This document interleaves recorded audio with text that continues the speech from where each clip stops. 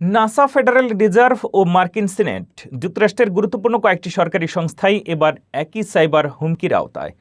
মার্কিন তদন্তকারীদের অভিযোগ, চীনা রাষ্ট্রীয় মদতপুষ্ট হ্যাকাররা এসব নেটওয়ার্কে প্রবেশের চেষ্টা চালিয়েছে। শুধু সরকারি সংস্থা নয়, হাসপাতাল, বিদ্যুৎ ও আর্থিক প্রতিষ্ঠানও ছিল তাদের সম্ভাব্য লক্ষ্য। এই ঘটনায় নিরাপত্তা নিয়ে নতুন উদ্বেগ দেখা দিয়েছে।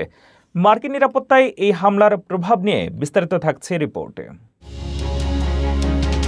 যুক্তরাষ্ট্রের গুরুত্বপূর্ণ সরকারি সংস্থাগুলোতে চীনা রাষ্ট্রীয় মদতপুষ্ট হ্যাকারদের সাইবার হামলার অভিযোগ উঠেছে।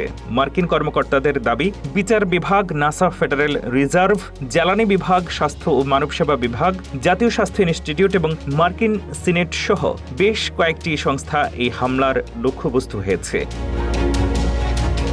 বুধবার মার্কিন বিচার বিভাগ ও কেন্দ্রীয় তদন্ত সংস্থা জানায়, চীনা হ্যাকাররা কিউস্ক্যান এবং কিউটিআর রাউটার নামে দুটি অনলাইন প্ল্যাটফর্ম ব্যবহার করে যুক্তরাষ্ট্রের বিভিন্ন নেটওয়ার্কে প্রবেশের চেষ্টা চালিয়েছে। হামলার পর নিজেদের কর্মকাণ্ডের চিহ্ন মুছে ফেলতেও এসব প্রযুক্তি ব্যবহার করা হয়েছে বলে অভিযোগ।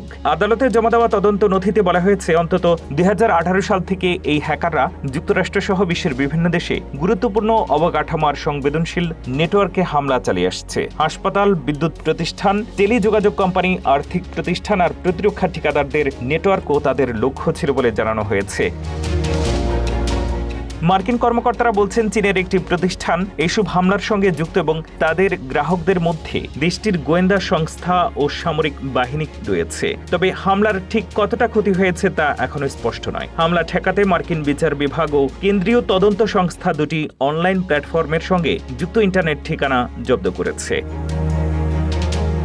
মার্কিন অ্যাটর্নি জেনারেল টড ব্লাঞ্চ বলেছেন, যুক্তরাষ্ট্রের গুরুত্বপূর্ণ অবকাঠামোকে লক্ষ্য করে রাষ্ট্রীয় মদতপুষ্ট সাইবার হামলা বন্ধ করা হবে এবং দায়ীদের বিচারের আওতায় আনা হবে। অন্যদিকে চীনা দূতাবাস জানিয়েছে, তারা নির্দিষ্ট অভিযোগ সম্পর্কে অবগত নয়, তবে চীন সব ধরনের সাইবার হামলার বিরোধিতা করে বলে দাবি করেছে।